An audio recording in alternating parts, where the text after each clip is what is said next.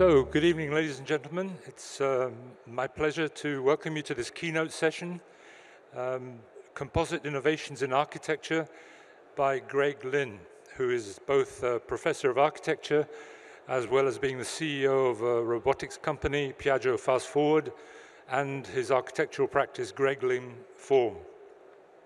My name is Andrew MAFELD, the Managing Director of Connectra Global, and it's my pleasure to be your host for tonight, or for this session.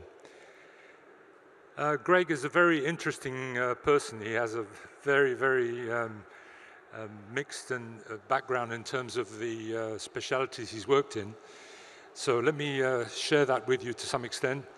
Greg Lynn will discuss the impact and potential of composite materials in architecture. With his extensive experience using innovative materials and technology, Greg will present his ideas on how composites are revolutionizing the field of architecture and providing new material, construction, and structural opportunities for designers and builders. From high-performance buildings to sustainable structures, this keynote will provide a designer's insight and experience using composite materials in the built environment. So, Greg is the founder and owner of Greg Lynn Form and is the co-founder and CEO of the robotics company Piaggio Fast Forward. He won a Golden Lion at the Venice Biennial of Architecture and represented the United States in the American Pavilion at the Venice Biennale of Architecture twice. His architectural work is in the permanent collections of museums, including the CCA in Canada, the San Francisco Museum of Modern Art, the Modern Art Museum in Chicago, ICA, and the MoMA as well. And his Alessi supple mocha cups and his Vitra ravioli chair have been inducted into the Museum of Modern Art's permanent collection. He received the American Academy of Arts and Letters Architectural Award and is the recipient of the Red Dot Best of the Best Design Award and was awarded a fellowship from United States artists. As I mentioned before, he's a university professor both at UCLA and at the University of Applied Arts, the Angewandte in Vienna. So, without further delay, please give a round of applause for Greg Lynn.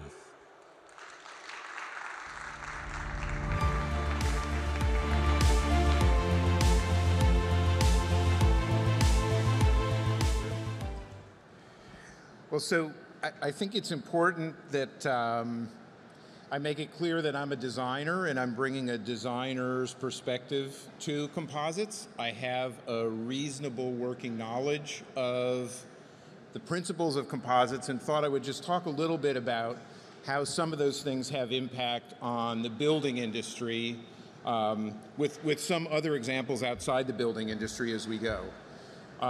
These are the opportunities for architecture that I'm going to go through. The first two were what I was introduced to composites for, which is the aesthetic properties of composites, the ability to make curvilinear forms, the ability to expose composite materials and use their translucency.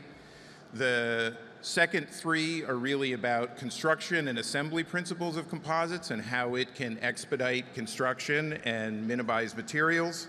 And then finally, some of the principles of pre-assembly and the super components you can build if you're using composites compared to other materials in the building industry. So this was the first thing I ever did with composites. I did it with Bill Chrysler from American Canyon in California for the American Institute of Architects. We built this 2-meter high luminous ceiling fixture in composites, and I understood that the diffusing, the translucency, and the formal principles were there that you couldn't get with any other types of materials. And these were primarily formal and aesthetic qualities of the composites that we pulled out. A year after that, we built a house. This is a plan of the Bloom House. You can see all of the walls of the interiors are curvilinear. We realized that with a variety of construction materials, But one of the key things we did is we built a 12-meter-long luminous ceiling fixture, which most of the light of the interior of the house was illuminated with. And for that, we had to come up with a method of attaching the panels one to each other, figuring out how we were going to attach it to the ceiling, and most importantly, doing our own destructive fire testing to get a special certification in the County of Los Angeles to build it. And that opened up the use of composites in other situations for us in LA. After that experience, I started to think about the rigid shell characteristics of composites and the stiffness that you can gain through curvature with these shell panels, and started to think about how to use composites as structural cladding, where in almost all cases, the cladding of a building is parasitic weight. Sometimes it'll add stiffness, but architects are very excited about composites because as cladding, it actually can add structural stiffness and lateral stiffness to buildings. The other thing is the ergonomic opportunities, which means you can build things specifically for comfort for the human body. So the first test we did in exterior cladding was this modification of the site Santa Fe Museum in Santa Fe, New Mexico, where we built these exterior and interior composite panels. And around the same time, I'll take a detour. I know everybody probably knows about the nautical industry. I designed and built a 42-foot foiling trimaran for myself several years ago, and really learned a lot of principles of the composites in that experience. I already was always using CFD and finite element analysis in building projects, but with composites, we could take that information and convert the load paths literally into unidirectional fiber placement and woven fiber placement. So it may not seem like a revolution to you, but in the building industry, I'll show you how structure is typically thought of and how much waste there is. So the other thing is that by constructing it on molds, all the naval architects said we overdid how much information we put into our molds, but it meant that we could integrate all the hardware placement, all of the mechanical attachments were already built into a single mold, so there was no labor involved in attaching things and connecting things. The factory production and precision was also unique in this, and most of all, it's the energy. So this is my kids and their friends. They actually don't enjoy 45 miles an hour of apparent wind on their face, but what they love more than anything is that they're in a boat that's designed and built so that it goes faster than a power boat. And what they love to do for fun, because they care about the environment and sustainability, is go around passing power boats that are using combustion engines to go 30 miles an hour while we sail at 30 miles an hour. And for me, this is one of the key things about composites, is its sustainability. So in the building industry, because of the nature of how parts are fabricated, like these steel beams, we have to calculate the worst point, let's say at the center of one of these beams, and we put all that steel and material over the entire length of the beam simply because of that maximum load. And with composites, you don't do that. Like in that boat, we have some sections with 110 layers of fiber that tapers down to 8 layers of fiber. If it was a beam, we'd have 110 layers of fiber on the whole thing. So you can imagine the waste that goes into building with steel like this. The other thing is building components tend to be cut and shaped in stock lengths, widths, and depths. And there's a lot of cutting and waste that goes into the building industry.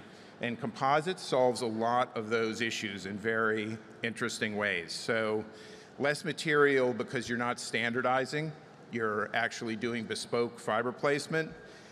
You can make larger components because the components are lighter and stronger, which means less assembly on site, less transport of components, less weight when you're transporting components.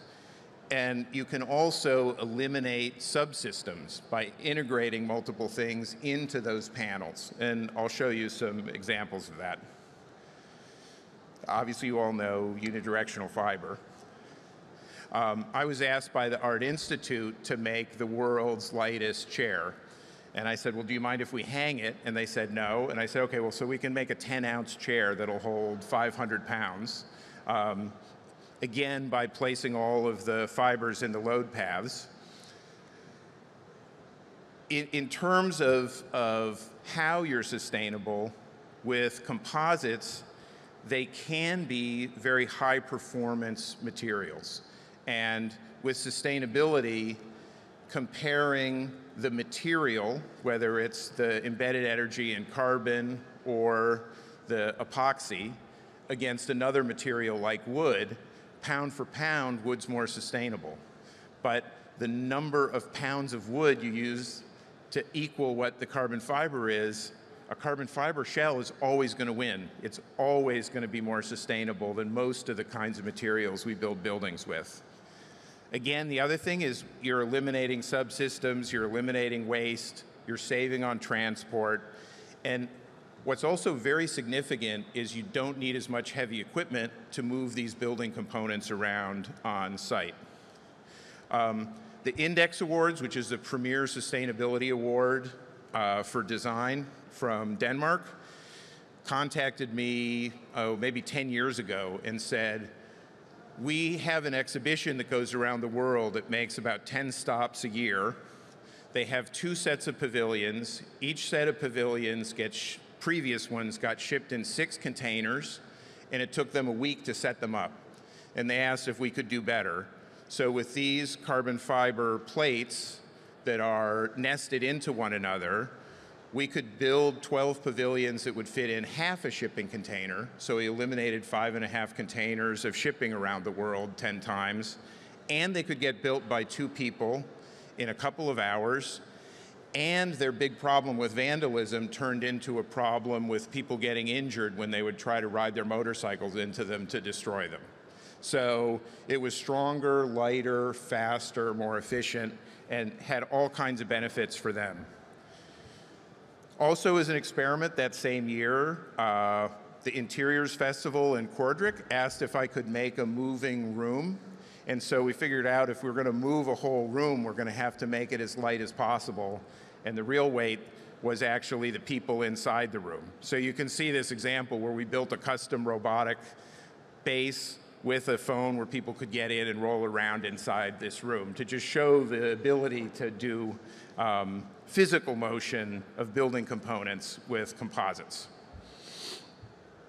The other thing about integration is you can put sensing and control technology into composites. I mean, you know that in infrastructure, you know that as well. This was a chair I did for Vitra where Rolf Fellbaum said, if you're not eliminating part count and reducing assembly time, you're not being innovative. So I took that to the extreme and replaced all the legs and frame of the chair with one shell and replaced the seat, arms, and back with another shell and did a 3D knitted top on it. This was before Nike was doing the Flyknit sneakers. And so this is literally a 3-part chair. Because of the Flyknit, Nike was aware of that chair, and they came to me a couple years ago, said, look, can you make a microclimate chair for professional basketball players? And they showed me this image, and they said, look, LeBron James can only jump like this once he's warmed up. And at the beginning of the game, it takes him 2 minutes to do this, and after halftime, it takes him 2 minutes to do this. If you can get LeBron doing this for 4 minutes a game against another team, they're going to win every game they ever play because of the margin of how much he'll perform. So they said, build a chair that'll keep the players warm like a bubble. And instead what we did is built a carbon shell that had heating pads, Piaggio chips that can either heat or cool, temperature sensors, moisture sensors, and weight sensors so they would know how much fluids they were losing, and with heat sinks to diffuse the heat for the cooling, and constructed that all into a single shell with a computer in the base. We also had all of the touch controls for the players to be able to modify the temperature in different regions and also run the fan that blew some air around the perimeter of the chair. So airflow, heating, cooling, as well as weight sensing, moisture sensing, was all built into this single shell. And you can see how quickly it could adapt from hot to cold. So the players use this. The U.S. national basketball team uses this. These are a couple of the players trying it out for the first time in Vegas at their practice 2 years ago. So the ability to put building systems into a shell, also very provocative. Finally, being able to pre-assemble in factories, which is what I want to show you now, is not only labor saving, but its speed and predictability saves time on a construction site. For a company called Curbside, they needed enclosures to store packages for people that would drive up and pick up the packages, and they needed a mast which would have their 2-kilometer special Bluetooth antenna as well as a Wi-Fi antenna on a mast. And they mass-produced these, but they also moved them. And the operators of the shopping malls didn't want a construction site in front of their mall, so the mandate was they had to be able to build these pre-permitted in one day. So again, we tried to make the components as big as possible, as light as possible, and we tried to eliminate the need for heavy cranes to lift the mast up and set it on the pavilion. So first, we mocked it up in the factory. Obviously, reusable molds for all of these. And then these are some just different locations it was set up, these were set up at. And also easily transported. The thing we heard back was actually with a forklift, they could build these things rather than always having to rent a crane. Okay, which brings me to the last example that I'll spend a little more time on. So I've been very friendly with Medix, who is a composite fabric weaver and supplier. They supply many, many different industries, including the building industry. Ugur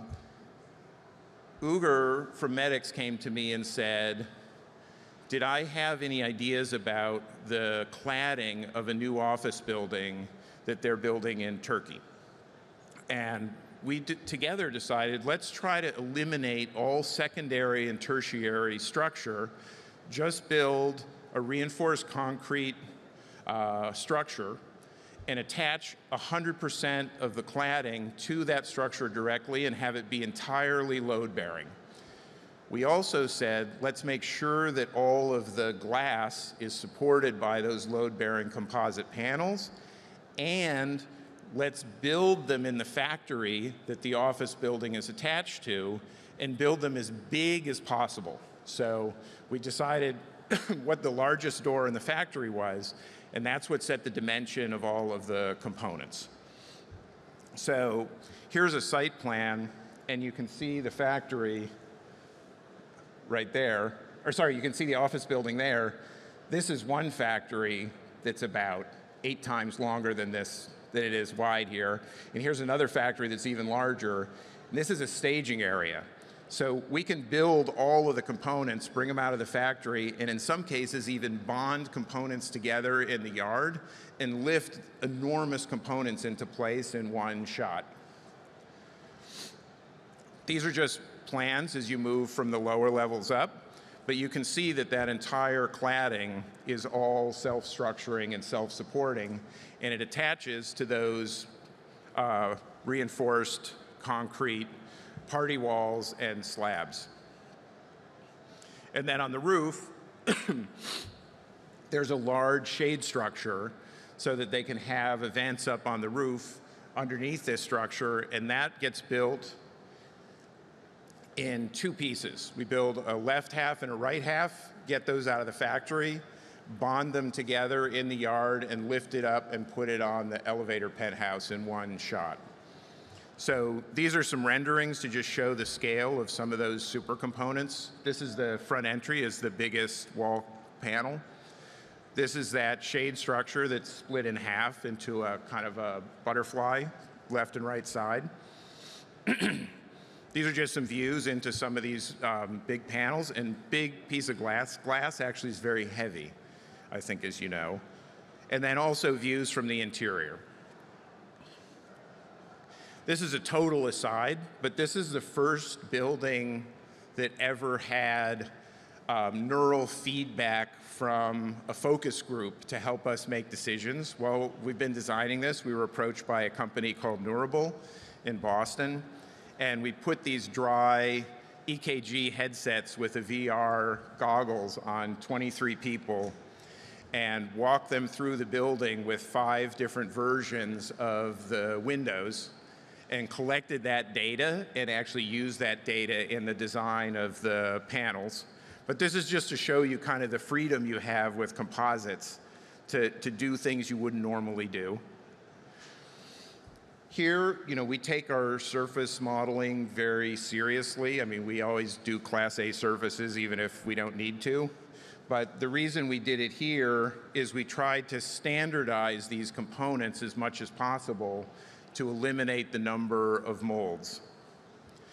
And you can see in these red zones, that's so that we can put spacer units. So we're building a right and left-hand side of these scoops in these panels. And then in the center, we can put in spacers that also have a scupper to drain the water from the glass out of the scoop. And the scoops are that way for shade, by the way. So you can see up on the top, there are 6 molds, and each mold has the ability to have a spacer panel in it. And then down below, you see the elevations of the building that are using those combinations of molds. So we get different widths, but always with the same right and left hand, using these just 6 molds. This is the smallest mold, just so you get a sense of the scale. Sorry, this is the smallest plug that the mold gets pulled off of. And this is a rendering of what that smallest panel is, and then this is it with the spacer in between. And if you look, you can see that scupper detail that always goes in the lower section of the spacer. In terms of how this gets built, there's always an outer shell, which you can see here. We laminate that outer shell onto the mold. Once that's done, we have a laminated mullion, which is what normally would be a piece of aluminum that holds the outside face of the glass. We bond that composite mullion to that outer skin. Once that's bonded, we lay up the core, which in this case is a wood core. We then laminate the inner skin up against that mullion and on that core. Once that's done, we can then bring the glass up against that outer mullion, and then we have an independent inner mullion that's also curvilinear and composite. That gets brought in against the glass and is mechanically attached into that sandwich panel. Then to make it look nice on the inside, we have a decorative panel that comes in over the whole thing and hides all of those attachments. And that's also mechanically attached. So we're building let's say the structural shell with one fixed mullion. We're bringing the glass in against that. We bring a backer mullion against it, silicone that together and mechanically attach it, and then bring an inner shell over the whole thing. So this is that system of construction, including the glass. And these panels are, some of them 14 meters long and full floor height. This is the entry, which is the largest panel. And you can see we do a massive storefront in composite. And all of these things get glazed in the factory and lifted into place already glazed. So you don't have to have scaffolding with glazers trying to put the glass on the building after the frame is constructed. That's it. Thank you.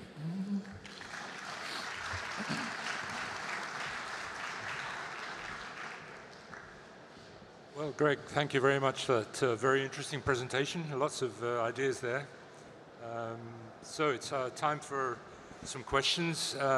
We have microphones available in the room. Is there anybody who would like to kick off with the first question?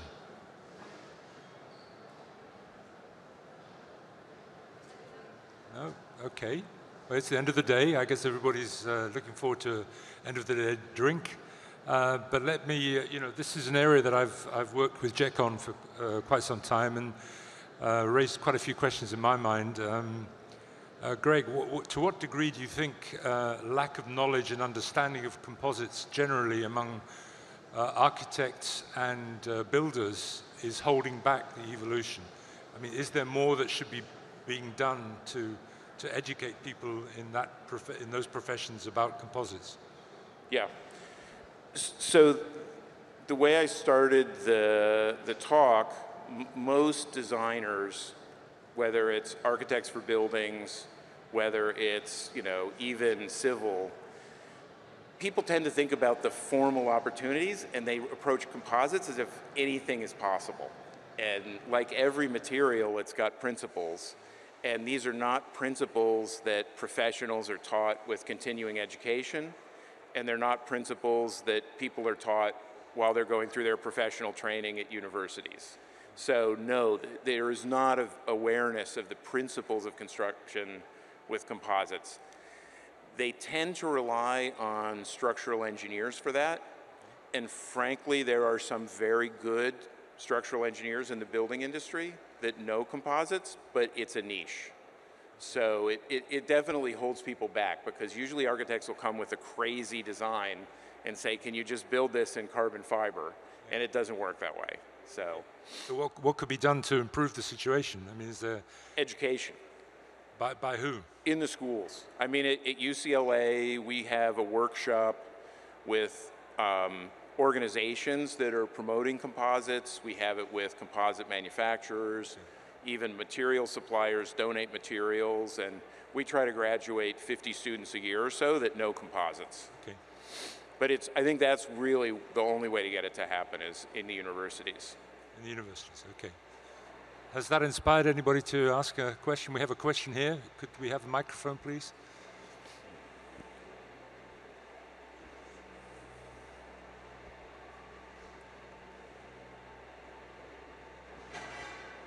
It should work by itself. Okay, sorry. Do you think that composites have a future in the building industry, that it will be more spread out? Or is it just for specific plans, like specific buildings? Because here you built it custom made. Do you think it can be upscaled? For me, one of the benefits is that it can be custom built. I think that's a huge benefit. So if you are just extruding composite beams, it doesn't really take advantage of the composite principles, which is maybe you shouldn't be extruding them. Maybe you should have maybe a custom mold for every building. The cost savings is enormous. The weight savings is ridiculous. And people don't think about the trickle down.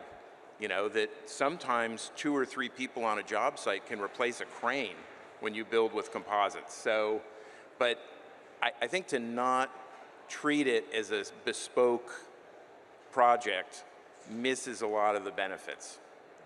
And I think you're right, most cases where composites pencil out is because you're taking advantage of that bespoke construction. But like with the Medics building, we try to minimize the number of molds. So you don't want to have every part of the building have a mold, but you definitely want to take advantage of the specific requirements of a building with the specific construction. I had a second question too. About aging, do you think this building will last as much as the traditional buildings? About what? About aging. Aging. Yeah. Aging. The show is that